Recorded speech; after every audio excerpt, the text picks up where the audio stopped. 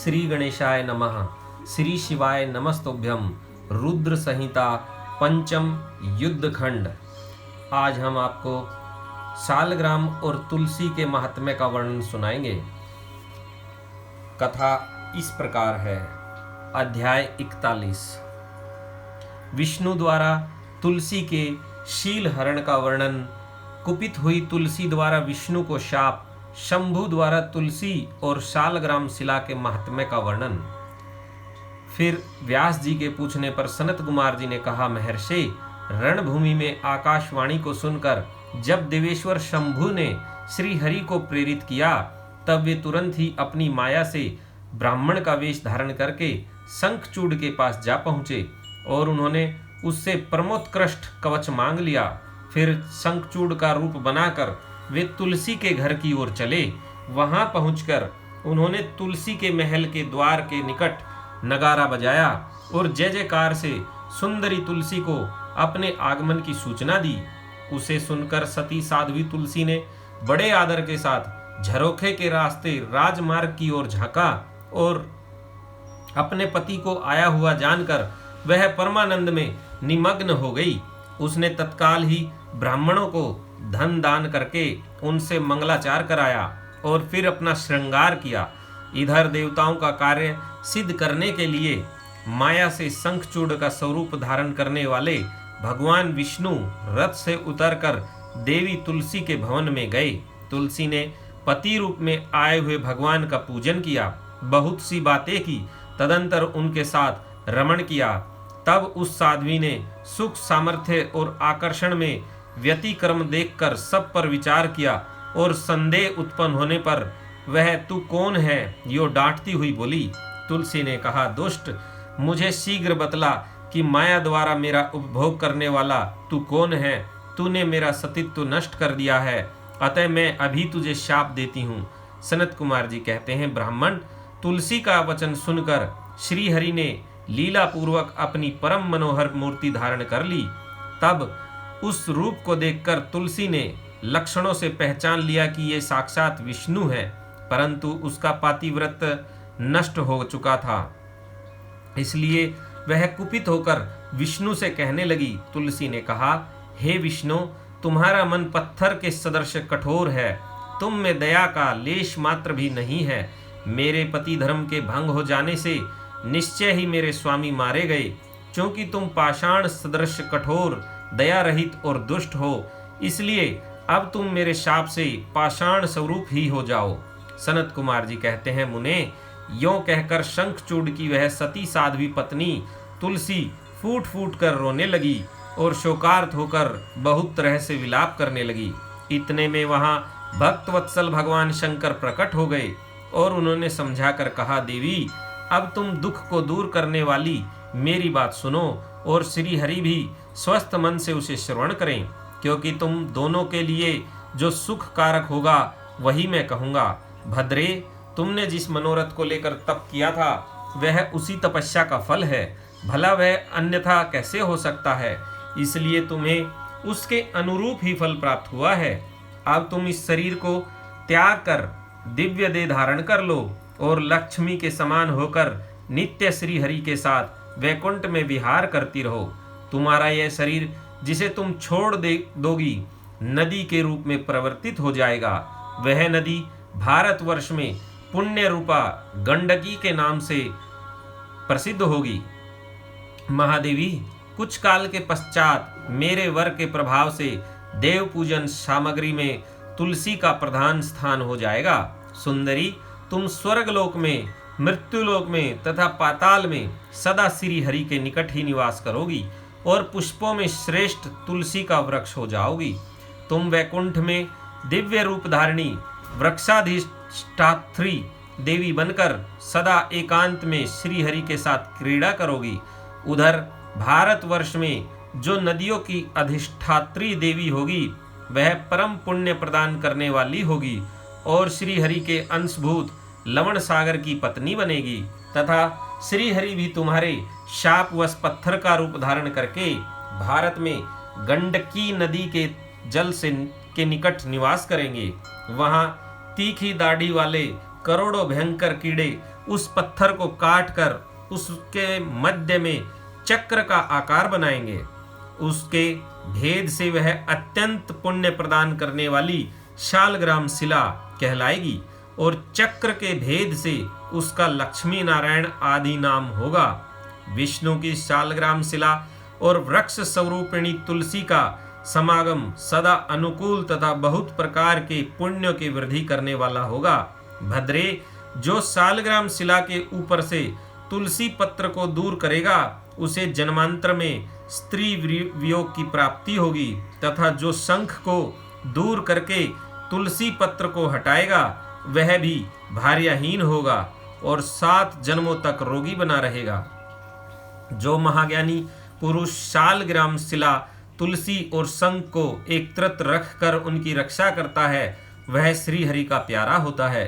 सनत कुमार जी कहते हैं, व्यास जी, इस प्रकार कहकर शंकर जी ने उस समय शालग्राम शिला और तुलसी के परम पुण्यदायक महात्म्य का वर्णन किया। तत्पश्चात वे श्री हरि को तथा तुलसी को आनंदित करके अंतर्ध्यान हो गए। इस प्रकार सदा पुरुषों का कल्याण करने वाले शंभु अपने स्थान को चले गए। इधर शंभु का कथन सुनकर तुलसी को बड़ी प्रसन्नता हुई। उसने अपने उस शरीर का परित्याग करके दिव्य रूप धारण कर लिया। तब कमलापति विष्णु उसे साथ लेकर वैकुंठ को चले गए। उसके छोड़े हुए शरीर से गंडकी नदी प्रकट हो गई और भगवान अच्युत भी उसके तट पर मनुष्य को पुण्य प्रदान करने वाली शिला के रूप में परिणत हो गए। मुने, उसमें कीड़े अनेक प्रकार के छिद्र बनाते रहते हैं। उनमें जो शिलाएं गंडकी के जल में गिरती हैं वे परम पुण्यप्रद होती हैं और जो स्थल पर ही रह जाती है उन्हें पिंगला कहा जाता है और वे प्राणियों के लिए संताप कारक होती है। व्यास जी, इस प्रकार तुम्हारे प्रश्न के अनुसार मैंने शंभु का सारा चरित्र, जो पुण्य प्रदान तथा मनुष्यों की सारी कामनाओं को पूर्ण करने वाला है, तुम्हें सुना दिया। यह पुण्य आख्यान जो विष्णु के महात्म्य से संयुक्त तथा भोग और मोक्ष का प्रदाता है, तुमसे वर्णन कर दिया। अब और क्या सुनना चाहते हो? यह अध्याय यहीं पर समाप्त हुआ। अगला अध्याय, उमा द्वारा शंभु के नेत्र मूंद लिए जाने पर अंधकार में शंभु के पसीने से अंधकासुर की उत्पत्ति, हिरण्याक्ष की पुत्रार्थ तपस्या और शिव का उसे पुत्र रूप में अंधक को देना, हिरण्याक्ष का त्रिलोकी को जीतकर पृथ्वी को रसातल में ले जाना और वहरा रूपधारी विष्णु द्वारा उसका वध। कथा इस प्रकार है। सनत कुमार जी कहते हैं, व्यास जी, अब जिस प्रकार अंधकासुर ने परमात्मा शंभु के गणाध्यक्ष पद को प्राप्त किया था, महेश्वर के उस मंगलमय चरित्र को श्रवण करो। मुनीश्वर, अंधकासुर ने पहले शिवजी के साथ बड़ा घोर संग्राम किया था, परंतु पीछे बारंबार सात्विक भाव के उद्रेक से उसने शंभु को प्रसन्न कर लिया, क्योंकि नाना प्रकार की लीलाएं करने वाले शंभु शरणागत रक्षक तथा परम भक्त वत्सल है। उनका महात्म्य परम अद्भुत है। व्यास जी ने पूछा, ऐश्वर्यशाली मुनिवर, वह अंधक कौन था और भूतल पर किस वीर्यवान के कुल में उत्पन्न हुआ था? दैत्यों में प्रधान तथा महामनस्वी उस बलवान अंधक का स्वरूप कैसा था और वह किसका पुत्र था? उसने परम तेजस्वी शंभु की गणाध्यक्षता को कैसे प्राप्त किया? यदि अंधक गणेश्वर हो गया तब तो वह परम धन्यवाद का पात्र है। सनत कुमार जी ने कहा, मुने, पूर्व काल की बात है। एक समय भक्तों पर कृपा करने वाले तथा देवताओं के चक्रवर्ती सम्राट भगवान शंकर को विहार करने की इच्छा हुई। तब वे पार्वती और गणों के साथ ले अपने निवासभूत कैलाश पर्वत से चलकर काशीपुरी में आए। वहां उन्होंने उस पुरी को अपनी राजधानी बनाया और भैरव नामक वीर को उसका रक्षक नियुक्त किया। फिर पार्वती जी के साथ रहते हुए वे भक्तजनों को सुख देने वाली अनेक प्रकार की लीलाएं करने लगे। एक समय वे उसके वरदान के प्रभाववश अनेकों विराग गणेश्वरों और शिवा के साथ मंदराचल पर गए और वहां भी तरह तरह की क्रीड़ाएं करने लगे। एक दिन जब प्रचंड पराक्रमी कदर्पी शिव मंदराचल की पूर्व दिशा में बैठे थे, उसी समय गिरिजा ने नर्म क्रीड़ावश उनके नेत्र बंद कर दिए। इस प्रकार जब पार्वती ने मूंगे स्वर्ण और कमल की प्रभा वाले अपने कर कमलों से हर के नेत्र बंद कर दिए, तब उनके नेत्रों के मुंद जाने के कारण वहां क्षण भर में ही घोर अंधकार फैल गया। पार्वती के हाथों का महेश्वर के शरीर से स्पर्श होने के कारण शंभु के ललाट में स्थित अग्नि से संतप्त होकर मदजल प्रकट हो गया और जल की बहुत सी बूंदें टपक पड़ी। तदंतर उन बूंदों ने एक गर्भ का रूप धारण कर लिया। उससे एक ऐसा जीव प्रकट हुआ जिसका मुख विकराल था। वह अत्यंत भयंकर, क्रोधी, कृतघ्न, अंधा, कुरूप, जटाधारी, काले रंग का, मनुष्य से भिन्न, बेडोल और सुंदर बालों वाला था। उसके कंठ से घोर घर घर शब्द निकल रहा था। वह कभी गाता, कभी हंसता और कभी रोने लगता था तथा जबड़ों को चाटते हुए नाच रहा था। उस अद्भुत दृश्य वाले जीव के प्रकट होने पर शिवजी मुस्कुराकर पार्वती से बोले। श्री महेश्वर ने कहा, प्रिय, मेरे नेत्रों को मूंद कर तुमने ही तो यह कर्म किया है, फिर तुम उससे भय क्यों कर रही हो? शंकर जी के उस वचन को सुनकर गौरी हंस पड़ी और उनके नेत्रों पर से उन्होंने अपने हाथ हटा लिए। फिर तो वहां प्रकाश छा गया, परंतु उस प्राणी का रूप भयंकर ही बना रहा और अंधकार से उत्पन्न होने के कारण उसके नेत्र भी अंधे थे। तब वैसे प्राणी को प्रकट हुआ देखकर गौरी ने महेश्वर से पूछा। गौरी ने कहा, भगवान, मुझे सच सच बताइए कि हम लोगों के सामने प्रकट हुआ यह बेडोल प्राणी कौन है? यह तो अत्यंत भयंकर है। किस निमित्त को लेकर किसने इसकी सृष्टि की है और यह किसका पुत्र है?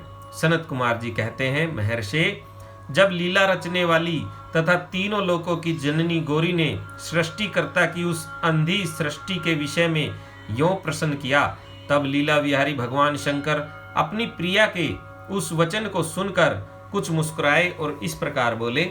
महेश्वर ने कहा, अद्भुत चरित्र रचने वाली अंबिके, सुनो, जब तुमने मेरे नेत्र मूंद लिए थे, उसी समय यह अद्भुत एवं प्रचंड पराक्रमी प्राणी मेरे पसीने से प्रकट हुआ। इसका नाम अंधक है। तुम ही इसको उत्पन्न करने वाली हो, अतः सखियों सहित तुम्हें करुणापूर्वक इसकी गणों से यथा योग्य रक्षा करते रहना चाहिए। आर्य, इस प्रकार बुद्धिपूर्वक विचार करके ही तुम्हें सब कार्य करना चाहिए। सनत कुमार जी कहते हैं, मुने, अपने स्वामी के ऐसे वचन सुनकर गौरी का हृदय करुणार्ध हो गया। वे अपनी सखियों सहित अंधक की अपने पुत्र की भांति नाना प्रकार के उपायों द्वारा रक्षा करने लगी। तदंतर शिशिर ऋतु आने पर दैत्य हिरण्याक्ष पुत्र की कामना से उसी वन में आया, क्योंकि उसकी पत्नी ने उसके ज्येष्ठ बंधु की संतान परंपरा को देखकर उसे संतानार्थ तपस्याचर्या के लिए प्रेरित किया था। वहां वह कश्यप नंदन हिरण्याक्ष वन का आश्रय ले पुत्र प्राप्ति के लिए घोर तप करने लगा। उसके मन में महेश्वर के दर्शन की इच्छा थी, अतः वह क्रोध आदि दोषों को अपने काबू में करके ठूंठ की भांति निश्चल होकर समाधिस्थ हो गया। द्विजेंद्र, तब जिसकी ध्वजा में वृष का चिन्ह वर्तमान है तथा जो पिनाक धारण करने वाले हैं, वे महेश उसकी तपस्या से पूर्णतः प्रसन्न होकर उसे वर प्रदान करने के लिए चले और उस स्थान पर पहुंचकर दैत्य प्रवर हिरण्याक्ष से बोले। महेश ने कहा, दैत्यनाथ, अब तू अपनी इंद्रियों का विनाश मत कर। किस लिए तूने इस व्रत का आश्रय लिया है? तू अपना मनोरथ तो प्रकट कर। मैं वरदाता शंकर हूँ, अतः तेरी जो अभिलाषा होगी वह सब मैं तुझे प्रदान करूंगा। सनत कुमार जी कहते हैं, महर्षि, महेश्वर के उस सरस वचन को सुनकर दैत्यराज हिरण्याक्ष परम प्रसन्न हुआ। उसने गिरीश के चरणों में नमस्कार करके अनेक प्रकार से उनकी स्तुति की। फिर वह अंजलि बांधे सिर झुकाकर कहने लगा। हिरण्याक्ष ने कहा, चंद्रभाल, मेरे उत्तम पराक्रम संपन्न तथा दैत्य कुल के अनुरूप कोई पुत्र नहीं है, इसलिए मैंने इस व्रत का अनुष्ठान किया है। देवेश, मुझे परम बलशाली पुत्र दीजिए। सनत कुमार जी कहते हैं, मुने दैत्यराज के उस वचन को सुनकर कृपालु शंकर प्रसन्न हो गए और उससे बोले, दैत्याधिप, तेरे भाग्य में तेरे वीर्य से उत्पन्न होने वाला पुत्र तो नहीं लिखा है, किंतु मैं तुझे एक पुत्र देता हूँ। मेरा एक पुत्र है जिसका नाम अंधक है, वह तेरे ही समान पराक्रमी और अजेय है। तू संपूर्ण दुखों को त्याग कर उसी को पुत्र रूप से वर्ण कर ले और इस प्रकार पुत्र प्राप्त कर ले। सनत कुमार जी कहते हैं, महर्षि, उससे यूं कहकर गौरी के साथ विराजमान उन महात्मा भूतनाथ त्रिपुरारी शंकर ने प्रसन्न होकर हिरण्याक्ष को वह पुत्र दे दिया। इस प्रकार शिवजी से पुत्र प्राप्त करके वह महामनस्वी दैत्य परम प्रसन्न हुआ। उसने अनेकों स्त्रोतों द्वारा रुद्र की पूजा करके प्रदक्षिणा की और फिर वह अपने राज्य को चला गया। गिरीश से पुत्र प्राप्त कर लेने के बाद वह प्रचंड पराक्रमी दैत्य संपूर्ण देवताओं को जीतकर इस पृथ्वी को अपने देश रसातल में उठा ले गया। तब देवताओं, मुनियों और सिद्धों ने अनंत पराक्रमी विष्णु की आराधना की। फिर तो भगवान विष्णु सर्वात्मक यज्ञ में विकराल वराह शरीर धारण कर थुथुन के अनेकों प्रहारों से पृथ्वी को विदीर्ण करके पाताल लोक में जा घुसे। वहां उन्होंने कभी न टूटने वाले अपनी अगली दाढ़ों से तथा थुथुन से सैकड़ों दैत्यों का कचूमर निकालकर अपने वज्र सदृश कठोर पाद प्रहारों से निशाचरों की सेना को मथ डाला। तत्पश्चात अद्भुत एवं प्रचंड तेजस्वी विष्णु ने करोड़ों सूर्यों के समान प्रकाशमान सुदर्शन चक्र से हिरण्याक्ष के प्रज्वलित सिर को काट लिया और दुष्ट दैत्यों को जलाकर भस्म कर दिया। यह देखकर देवराज इंद्र को बड़ी प्रसन्नता हुई। उन्होंने उस असुर राज्य पर अंधक को अभिषिक्त कर दिया। फिर महात्मा इंद्र विष्णु को अपनी दाढ़ों द्वारा पाताल लोक से पृथ्वी को लाते हुए देखकर परम प्रसन्न हुए और अपने स्थान पर आकर पूर्वतः स्वर्ग और भूतल की रक्षा करने लगे। इधर वाराह रूप धारण करके उत्तम कार्य करने वाले उग्र रूपधारी श्री हरि प्रसन्नचित हुए समस्त देवों, मुनियों और पद्म योनि ब्रह्मा द्वारा प्रशंसित होकर अपने लोक को चले गए। इस प्रकार वाराह रूपधारी विष्णु द्वारा असुर राज हिरण्याक्ष के मारे जाने पर समस्त देव, मुनि तथा अन्याय सभी जीव सुखी हो गए। यह अध्याय समाप्त हुआ। इससे अगला अध्याय हिरण्यकश्यप की तपस्या और ब्रह्मा से वरदान पाकर उसका अत्याचार, नरसिंह द्वारा उसका वध और प्रहलाद को राज्य प्राप्ति। सनत कुमार जी कहते हैं, व्यास जी, इधर वाराह रूपधारी श्री हरि के द्वारा इस प्रकार भाई के मारे जाने पर हिरण्यकश्यपु शोक और क्रोध से संतप्त हो उठा। श्री हरि के साथ वैर करना तो उसे रुचता ही था, अतः उसने संहार प्रेमी वीर असुरों को प्रजा का विनाश करने के लिए आज्ञा दे दी। तब वे संहार प्रिय असुर स्वामी की आज्ञा को सिर चढ़ाकर देवताओं और प्रजाओं का विनाश करने लगे। इस प्रकार जब उन दुष्ट चित्त वाले असुरों द्वारा सारा देवलोक तहस नहस कर दिया गया, तब देवता स्वर्ग को छोड़कर गुप्त रूप से भूतल पर विचरने लगे। उधर भाई की मृत्यु से दुखी हुए हिरण्यकश्यपु ने भाई को जलांजलि देकर उसकी स्त्री आदि को ढांढस बंधाया। तत्पश्चात उस दैत्यराज ने अपने लिए विचार किया कि मैं अजेय, अजर और अमर हो जाऊं, मेरा ही एक छत्र साम्राज्य रहे और मेरा प्रतिद्वंदी कोई न रह जाए। यों धारणा बनाकर वह मंदराचल पर गया और वहां एक गुफा में अत्यंत घोर तपस्या करने लगा। उस समय वह पैर के अंगूठे के बल खड़ा था। उसकी भुजाएं ऊपर को उठी थी और दृष्टि आकाश की ओर लगी थी। उसकी तपस्या से संतप्त होकर देवताओं का मुख विकृत हो उठा। वे स्वर्ग को छोड़कर ब्रह्मलोक में जा पहुंचे और उन्होंने ब्रह्मा से अपना दुखड़ा कह सुनाया। व्यास जी उन देवताओं के इस प्रकार कहने पर स्वयंभू ब्रह्मा, भृगु, दक्ष आदि के साथ उस दैत्येश्वर के आश्रम पर गए। तब जिसने अपने तप से संपूर्ण लोकों को संतप्त कर दिया था, उस हिरण्यकश्यपु ने वर देने के लिए आए हुए पद्मयोनि ब्रह्मा को अपने सामने उपस्थित देखा। उधर पितामह ने भी उससे कहा, वर मांग।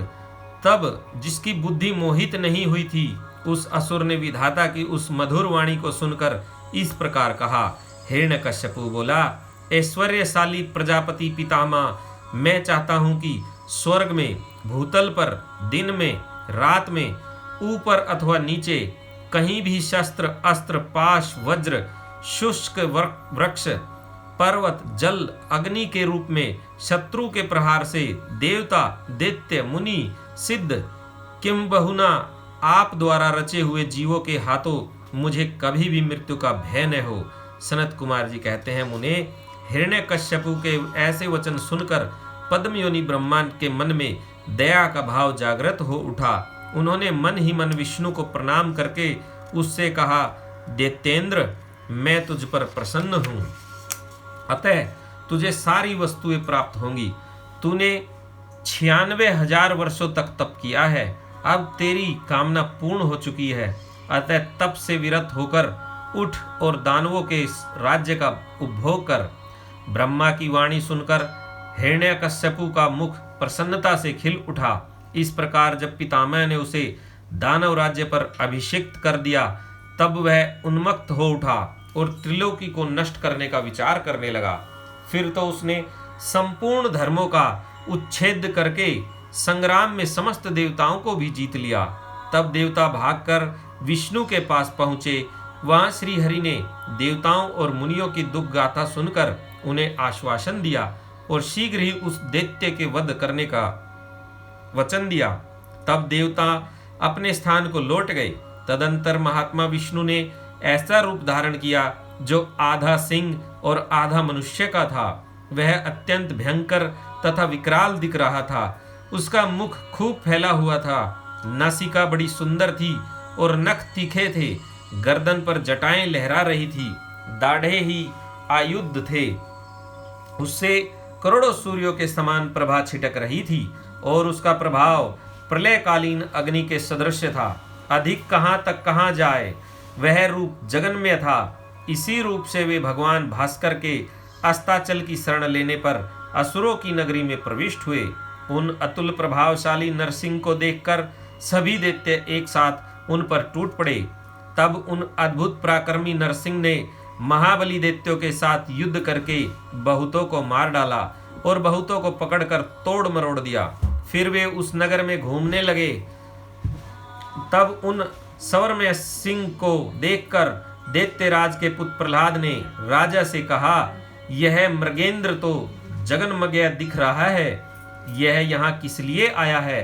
प्रहलाद ने पुनः कहा, पिताजी, मुझे तो ऐसा प्रतीत हो रहा है कि ये भगवान अनंत है और नरसिंह का रूप धारण करके आपके नगर में प्रविष्ट हुए हैं, क्योंकि मुझे इनकी मूर्ति बड़ी विकराल दिख रही है। अतः आप युद्ध से हटकर इनकी शरण में जाइए। इनसे बढ़कर त्रिलोकी में दूसरा कोई योद्धा नहीं है। इसलिए आप इन मृगेंद्र के सामने झुककर अपने राज्य का उपभोग कीजिए। अपने पुत्र की बात सुनकर उस दुरात्मा ने उससे कहा, बेटा, क्या तू भयभीत हो गया? अपने पुत्र से यो कहकर दैत्यों के अधिपति राजा हिरण्यकश्यपु ने महाबली दैत्यों को आज्ञा देते हुए कहा, वीरो, तुम लोग इस बेडोल, भ्रुकुटी और नेत्र वाले सिंह को पकड़ लो। तब स्वामी की आज्ञा से उन मृगेंद्र को पकड़ने की इच्छा से वे सभी बड़े बड़े दैत्य रणभूमि में घुसे, परंतु जैसे रूप की अभिलाषा से अग्नि में प्रवेश करने वाले पतंगे जल भुन जाते हैं, उसी तरह वे सब के सब क्षण भर में ही जलकर भस्म हो गए। दैत्यों के दग्ध हो जाने पर भी वह दैत्यराज संपूर्ण शस्त्र, अस्त्र, शक्ति, सृष्टि, पाश, अंकुश और पावक आदि से उन मृगेंद्र के साथ लोहा लेता ही रहा। इस प्रकार बहुत काल तक भयानक युद्ध हुआ। अंत में उन नरसिंह ने वज्र के समान कठोर अपनी अनेकों भुजाओं से उस दैत्य को पकड़ लिया और उसे अपने जानुओं पर लिटाकर दानवों के मर्म को विदीर्ण करने वाले नखाकुरों से उसकी छाती चीर डाली तथा खून से लथपथ हुए उसके हृदय कमल को निकाल लिया। फिर तो उसी क्षण उसके प्राण पखेरु उड़ गए। तब भगवान नरसिंह ने बारंबार के आघात से जिसके सारे अंग चूर चूर हो गए थे, उस काष्ठभूत दैत्य को छोड़ दिया। उस समय उस देव शत्रु के मारे जाने पर उन्हें बड़ी प्रसन्नता हुई। उसी अवसर पर प्रहलाद ने आकर उनके चरणों में सिर झुकाया। तब अद्भुत पराक्रमी विष्णु ने प्रहलाद को बुलाकर उन्हें दैत्यों के राज्य पर अभिषिक्त कर दिया और स्वयं अतिकृतित गति को प्राप्त हो गए, अर्थात अंतर्ध्यान हो गए। तदंतर पितामह आदि समस्त सुरेश्वर परम प्रसन्न हो अपना कार्य सिद्ध करने वाले पूजनीय भगवान विष्णु को उसी दिशा में प्रणाम करके अपने अपने धाम को चले गए। विप्रवर, प्रसंगवश मैंने रुद्र से अंधक की उत्पत्ति, वराह से हिरण्याक्ष की मृत्यु, नरसिंह के हाथों उसके भाई का विनाश और प्रहलाद की राज्य प्राप्ति का वर्णन कर दिया। द्विजश्रेष्ठ, अब मैं शिव की कृपा से प्राप्त हुए अंधक के प्रभाव का, शंकर जी के साथ उसके युद्ध का और पीछे जिस प्रकार उसे महेश के गणाध्यक्ष पद की प्राप्ति हुई उस कथा का वर्णन करता हूँ। सुनो। यह अध्याय यहाँ पर समाप्त हुआ। इससे अगला अध्याय 44 भाइयों के उपालंब से अंधक का तप करना और वर पाकर त्रिलोकी को जीतकर स्वेच्छाचार में प्रवृत्त होना, उसके मंत्रियों द्वारा शिव परिवार का वर्णन, पार्वती के सौंदर्य पर मोहित होकर अंधक का वहां जाना और नंदीश्वर के साथ युद्ध, अंधक के प्रहार से नंदीश्वर की मूर्छा, पार्वती के आह्वान से देवियों का प्रकट होकर युद्ध करना, शिव का आगमन और युद्ध, शिव द्वारा शुक्राचार्य का निगल जाना, शिव की प्रेरणा से विष्णु का काली रूप धारण करके दानवों के रक्त का पान करना, शिव का अंधक को अपने त्रिशूल में पिरोना और युद्ध की समाप्ति। कथा इस प्रकार है। सनत कुमार जी कहते हैं, मुनिवर, एक समय हिरण्याक्ष का पुत्र अंधक अपने भाइयों के साथ विहार में संलग्न था। उसी समय उसके कामासक्त मदान्ध भाइयों ने उससे कहा, अरे अंधे, तुम तो अब राज्य से क्या प्रयोजन है। हिरण्याक्ष तो मूर्ख था, जो उसने घोर तप द्वारा शंकर जी को प्रसन्न करके भी तुम जैसे कुरूप, बेडौल, कलिप्रिय और नेत्रहीन को प्राप्त किया। ऐसे तुम राज्य के भागी तो हो नहीं सकते, क्योंकि भला तुम ही विचार करो कि कहीं दूसरे से उत्पन्न हुआ पुत्र भी राज्य पाता है। सच पूछो तो निश्चय ही इस राज्य के भागी हम ही लोग हैं। सनत कुमार जी कहते हैं, मुने, उन लोगों की यह बात सुनकर अंधक दीन हो गया। फिर उसने स्वयं ही बुद्धिपूर्वक विचार करके तरह तरह की बातों से उन्हें शांत किया और रात के समय वह निर्जन वन में चला गया। वहां उसने हजारों वर्षों तक घोर तप करके अपने शरीर को सुखा डाला और अंत में उस शरीर को अग्नि के होम देना चाहा। तब ब्रह्मा जी ने उसे वैसा करने से रोक कर कहा, दानव, अब तू वर मांग ले। सारे संसार में जिस दुर्लभ वस्तु को प्राप्त करने की तेरी अभिलाषा हो उसे तू मुझसे ले ले। पद्म योनि ब्रह्मा के वचन को सुनकर वह दैत्य दीनता एवं नर्वता पूर्वक कहने लगा, भगवान, जिन निष्ठुरों ने मेरा राज्य छीन लिया है वे सब दैत्य आदि मेरे भृत्य हो जाएं। मुझ अंधे को दिव्य चक्षु प्राप्त हो जाए। इंद्र आदि देवता मुझे कर दिया करें और देवता, दैत्य, गंधर्व, यक्ष, नाग, मनुष्य, दैत्यों के शत्रु नारायण, सर्वमय शंकर तथा अन्याय किन्हीं भी प्राणियों से मेरी मृत्यु न हो।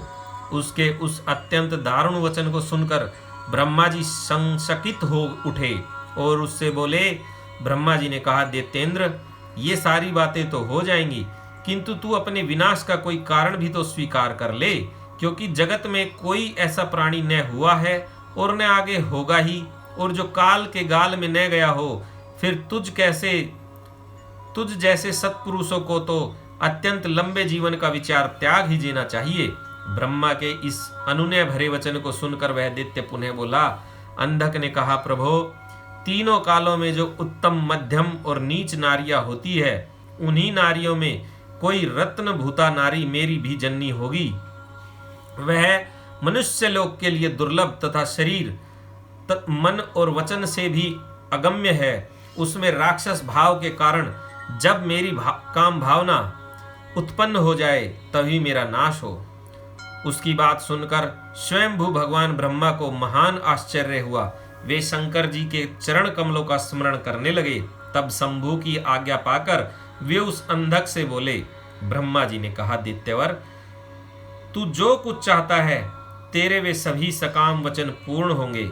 देतेंद्र, अब तू उठ, अपना अभीष्ट प्राप्त कर और सदा वीरों के साथ युद्ध करता रहे। मुनीश, हिरणाक्ष पुत्र अंधक के शरीर में नसें और हड्डियां ही शेष रह गई थी। वह ब्रह्मा के ऐसे वचन को सुनकर शीघ्र ही भक्ति पूर्वक उन लोकेश्वर के चरणों में लौट गया और इस प्रकार बोला। अंधक ने कहा, विभो, जब मेरे शरीर में नसें और हड्डियां मात्र ही शेष रह गई है, तब भला इस देश से शत्रु सेना में प्रवेश करके मैं कैसे युद्ध कर सकूंगा। अतः अब आप अपने पवित्र हाथ से मेरा स्पर्श करके इस शरीर को माशल बना दीजिए। सनत कुमार जी कहते हैं, महर्षि, अंधक की प्रार्थना सुनकर ब्रह्मा जी ने अपने हाथ से उसके शरीर का स्पर्श किया और फिर वे मुनिगणों तथा सिद्ध समूहों से भली भांति पूजित हो देवताओं के साथ अपने धाम को चले गए। ब्रह्मा के स्पर्श करते ही उस दैत्यराज का शरीर भरा पूरा हो गया, जिससे उसमें बल का संचार हो आया तथा नेत्रों के प्राप्त हो जाने से वह सुंदर दिखने लगा। तब उसने प्रसन्नता पूर्वक अपने नगर में प्रवेश किया। उसमें प्रहलाद आदि श्रेष्ठ दानवों ने जब उसे वरदान प्राप्त करके आया हुआ जाना, तब वे सारा राज्य उसे समर्पित करके उसके वशवर्ती भृत्य हो गए। तदंतर अंधक सेना और भृत्य वर्ग को साथ ले स्वर्ग को जीतने के लिए गया। वहां संग्राम में समस्त देवताओं को पराजित करके उसने वज्रधारी इंद्र को अपना करद बना लिया। उसने यत्र तत्र बहुत सी लड़ाइयां लड़कर नागों, सुपर्णों, श्रेष्ठ राक्षसों, गंधर्वों, यक्षों, मनुष्यों, बड़े बड़े पर्वतों, वृक्षों और सिंह आदि समस्त चौपायों को भी जीत लिया। यहाँ तक कि उसने चराचर त्रिलोकी को अपने वश में कर लिया। तदंतर वह रसातल में, भूतल पर तथा स्वर्ग में जितनी सुंदर रूप वाली नारियां थी, उनमें से हजारों को जो अत्यंत दर्शनीय तथा अपने अनुकूल थी, साथ लेकर विभिन्न पर्वतों पर तथा नदियों के रमणीय तटों पर विहार करने लगा। दैत्यराज अंधक सदा दुष्टों का ही संग करता था। उसकी बुद्धि मद से अंधी हो गई थी, जिससे उस मूढ़ को इसका कुछ भी ज्ञान नहीं रह गया था कि परलोक में आत्मा को सुख देने वाला भी कोई कर्म करना चाहिए। इस प्रकार वह महामनस्वी दैत्य उन्मत्त हो और अपने सारे प्रधान पुत्रों को कुत्कृतवाद से पराजित करके दैत्यों सहित संपूर्ण वैदिक धर्मों का विनाश करता हुआ विचरण करने लगा। वह धन के मद से अभिभूत हो वेद, देवता, ब्राह्मण और गुरु आदि किसी को भी नहीं मानता था। प्रारब्धवश उसकी आयु समाप्त हो चुकी थी। इसी से वह स्वेच्छाचार में प्रवृत्त हो व्यर्थ में ही अपनी आयु के शेष दिन गवाता हुआ रमण कर रहा था। उस दानव श्रेष्ठ के 3 मंत्री थे, जिनका नाम था दुर्योधन, वेधस और हस्ती। एक समय उन तीनों ने उस पर्वत के किसी रमणीय स्थान पर एक परम रूप वाली नारी को देखा। उसे देखकर वे शीघ्रगामी श्रेष्ठ दैत्य हर्षमग्न हो तुरंत ही महादैत्यपति वीरवर अंधक के पास पहुंचे और बड़े प्रेम से उस देखी हुई घटना का वर्णन करने लगे। मंत्रियों ने कहा, दैत्येंद्र, यहाँ एक गुफा के भीतर हमने एक मुनि को देखा। ध्यानस्थ होने के कारण उसके नेत्र बंद है। वह बड़ा रूपवान है। उसके मस्तक पर अर्धचंद्र की कला अपनी छटा बिखेर रही है और कमर में गजेंद्र की खाल बंधी हुई है। बड़े बड़े नाग उसके सारे शरीर में लिपटे हुए हैं। खोपड़ियों की माला ही उस जटाधारी का आभूषण है। उसके हाथ में त्रिशूल है तथा एक विशाल धनुष बाण और तुणीर भी वह धारण किए हुए है। उसका अक्ष सूत्र स्पष्ट दिख रहा है। उसके 4 भुजाएं तथा लंबी लंबी जटाएं है। वह खड्ग, त्रिशूल और लकुट धारण किए हुए है। उसकी आकृति अत्यंत गोर है और उस पर भस्म का अनुलेप लगा हुआ है। वह अपने उत्कृष्ट तेज से सुशोभित हो रहा है। इस प्रकार उस श्रेष्ठ तपस्वी का सारा वेश ही अद्भुत है।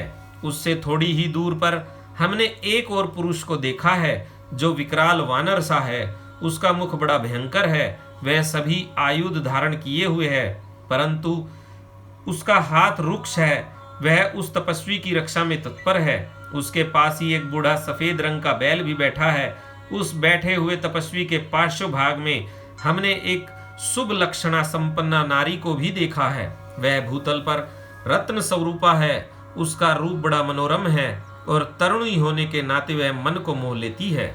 मूंगे, मोती, मणि, स्वर्ण रत्न और उत्तम वस्त्रों से वह सुसज्जित है। उसके गले में सुंदर मालाएं लटक रही हैं।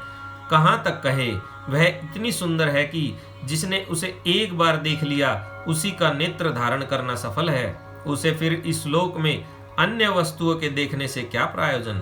वह दिव्य नारी पुण्यात्मा मुनिवर महेश की मान्या एवं प्रियतमा भार्या है।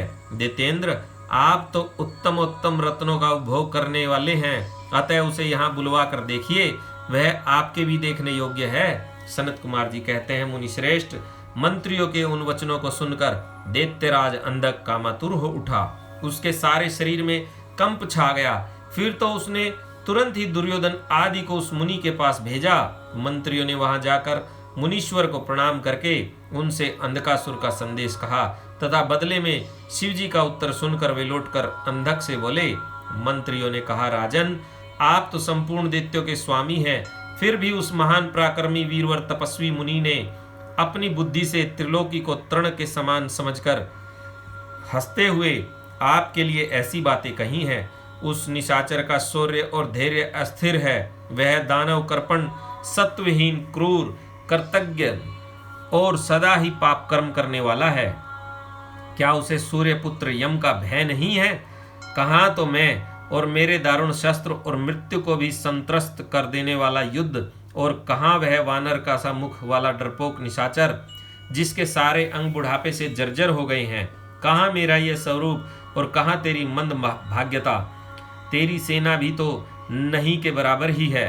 फिर भी यदि तुझ में कुछ सामर्थ्य हो तो युद्ध के लिए तैयार हो जा और आकर कुछ अपनी करतूत दिखा। मेरे पास तुझ जैसे पापियों का विनाश करने वाला वज्र सरीखा भयंकर शस्त्र है, और तेरा शरीर तो कमल के समान कोमल है। ऐसी दशा में विचार करके तुझे जो रुचिकर प्रतीत हो वह कर। सनत कुमार जी कहते हैं, मुनिवर, मंत्रियों की बात सुनकर माता पार्वती पर मोहित हुआ वह कामांध राक्षस विशाल सेना लेकर चल दिया और वहां पहुंचकर नंदीश्वर से युद्ध करने लगा। बड़ा भयानक युद्ध हुआ। उस समय युद्ध स्थल में चर्बी, मज्जा, मांस और रक्त की कीच मच गई। वहां सिर कटे हुए धड़ नाच रहे थे और कच्चा मांस खाने वाले जानवर चारों ओर व्याप्त हो गए थे, जिससे वह बड़ा भयंकर लग रहा था। थोड़ी ही देर में दैत्य भाग खड़े हुए। तब पिनाकधारी भगवान शंकर दक्ष कन्या सती को भली भांति धीरज बंधाते हुए बोले, प्रिये, मैंने जो पहले अत्यंत भयंकर महान पाशुपत व्रत का अनुष्ठान किया था, उसमें रात दिन तुम्हारे प्रसंगवश जो हमारी सेना का विनाश हुआ है वह विघ्न सा आ पड़ा है। देवी, मरण धर्मा प्राणियों का जो अमरों पर आक्रमण हुआ है, यह मानो पुण्य का विनाश करने वाला कोई ग्रह प्रकट हो गया है। अतः अब मैं पुनः किसी निर्जन वन में जाकर उस परम अद्भुत दिव्य व्रत की दीक्षा लूंगा और उस कठिन व्रत का अनुष्ठान करूंगा। सुंदरी, तुम्हारा शोक और भय दूर हो जाना चाहिए। सनत कुमार जी कहते हैं, मुने, इतना कहकर उग्र प्रभाशाली महात्मा शंकर धीरे से अपना सिंगा बजाकर एक अत्यंत भयंकर पावन वन में चले गए। वहां वे 1000 वर्षों के लिए पाशुपत व्रत के अनुष्ठान में तत्पर हो गए। इस व्रत का निभाना देवों और असुरों की शक्ति के बाहर है। इधर शील गुण से संपन्न पतिव्रता देवी पार्वती मंदराचल पर ही रहकर शिवजी के आगमन की प्रतीक्षा करती रहती थी। यद्यपि पुत्र स्थानीय वीरक गण उनकी सुरक्षा में तत्पर थे, तथापि उस गुहा के भीतर अकेली रहने के कारण वे सदा भयभीत रहती थी, जिससे उन्हें बड़ा दुख होता था। इसी बीच वरदान के प्रभाव से उन्मत्त हुआ वह दैत्य अंधक, जिसका धैर्य कामदेव के बाणों से छिन्न भिन्न हो गया था, अपने मुख्य योद्धाओं को साथ ले पुनः उस गुफा पर चढ़ आया।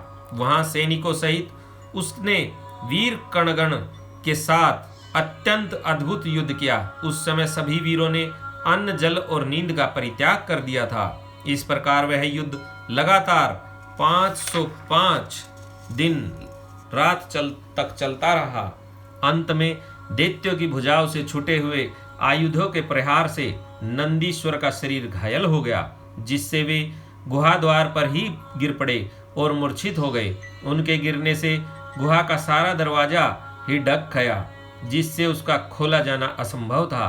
फिर दैत्यों ने 2 ही घड़ी में सारे वीरक गण को अपने अस्त्र समूह से आच्छादित कर दिया। तब पार्वती ने भगवान विष्णु और ब्रह्मा जी का स्मरण किया।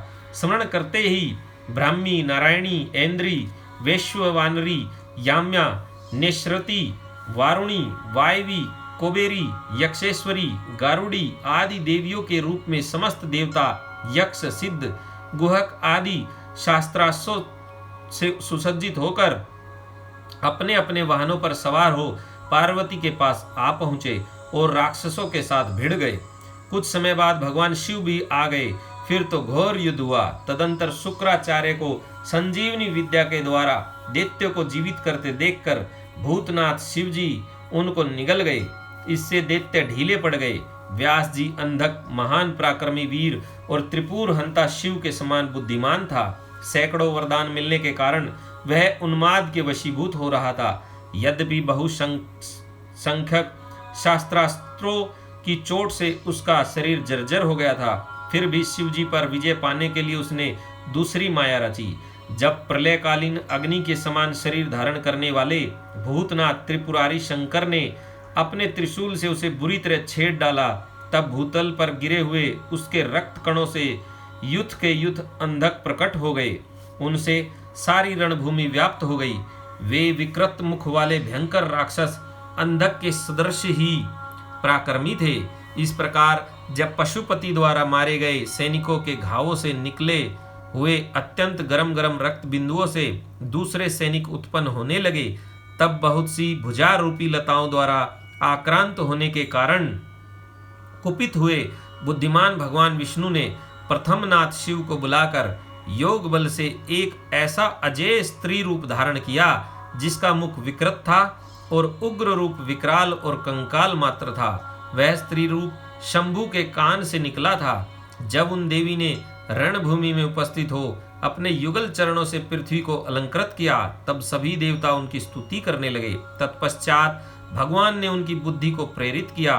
फिर वे शुद्धार्थ होकर रण के मुहाने पर उन सैनिकों के तथा दैत्यराज के शरीर से निकले हुए अत्यंत गरम गरम रुधिर का पान करने लगी, जिससे राक्षसों का उत्पन्न होना बंद हो गया।